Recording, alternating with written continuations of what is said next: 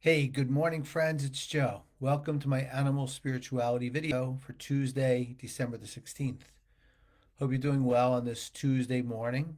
Cold here in the Northeast. Usually it is after a snowstorm, but we're enduring it. We're going on, marching on, as they say. If any day I was to say to you, well, I'm here after a series of tragedies that have taken place in our world, it seems like I could say that any day. And that is certainly a sad way to review that, but it's the truth.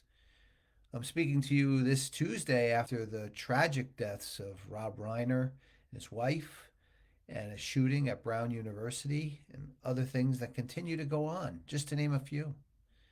We become a point where we're almost getting desensitized to it. We almost expect it.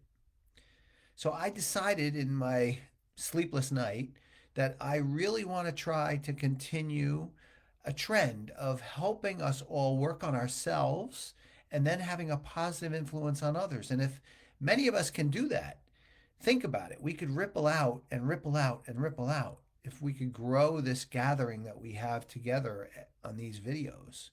So I'd ask you today and this is not in place of our prayer, this is our prayer, that we all try to get someone else to join here on our videos, become friends on this Facebook page, Daniel Dwyer, my little boy Daniel, as you know, I use his page now. And we can see if we can grow this. See if we can then continue to work on ourselves and be dedicated to that so that we can continue to help others. And we do that by really strengthening our spiritual foundational base. And that's what we're going to do today as we talk about two verses from Scripture in the book of Proverbs. So let us now move to that and let me read the first one to you, which is Proverbs chapter 12, verse 10, which says, "Whoever is righteous has regard for the life of his beast. Whoever is righteous has regard for the life of his beast." Let's start with the word righteous. Is anyone, you, me, our neighbor, 100% righteous all the time? The answer is no, we are not. We are not. We make mistakes. We kind of swerve off the road of righteousness, if you will, every so often. Sometimes we do it intentionally. Sometimes we do it, in most cases, we do it unintentionally. But what do we need to do? We need to focus more and we need to have more wins than losses. You need to look at this like a sports team. More wins than losses. More on the righteous side than the not righteous side. And we need to continue to improve. And the one area, as I always say, we can continue to improve is how we treat our animal friends. The choices we make, eating, clothing, entertainment, the list goes on.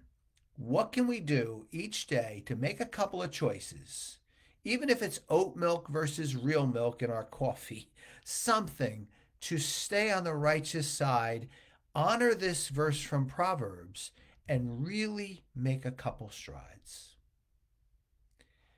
I'm reminded of one of my favorite stories that I haven't used in a while. It's when I was about 8 years old. I was sitting with my grandmother doing a word jumble, which I wasn't really good at them then, and I'm not really good at them now. This one was only three letters, R-Y-T, R-Y-T. So I said, Grandma, I don't know it. And she looked at me and she said, Joseph, you must try a little harder. So I looked down at the words R-Y-T again, couldn't get it. Looked back at her and said, Grandma, I can't get it. Can you help me?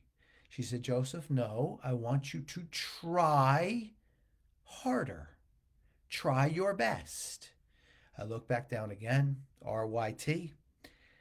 I said, well, I don't know. I think I need your help. And she just looked at me, and all of a sudden the word came to me. It was try.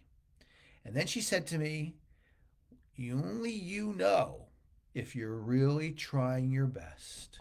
Only you know if you're really trying your best. How true that was and how true that is on this scripture passage. We must try a little harder to have more righteous wins than a few losses. The second from Proverbs also is know well the condition of your flocks and give attention to your herds. Know well the condition of your flocks and give attention to your herds. That is Proverbs chapter 27, verse 23. This I'll start with a story. I remember several years ago I was entering a store in a area of a town that I wasn't familiar with. I was very exasperated, really was. Some things had taken place that morning that kind of had me frazzled. So I sure it was evident on my face, like this, And I was pulling onto the side of the road to get into this store, and I didn't even realize that there was meter parking. I got out of the car and I took about 3 steps, and a gentleman across the street saw me and he says, "Hold on there, young man. Hold on. I need you to realize that money needs to be put into that meter, but I have it right here for you." And before I could even act, he was across the street. He put the money in the meter and he looked at me and he said, "Now try and have a better day."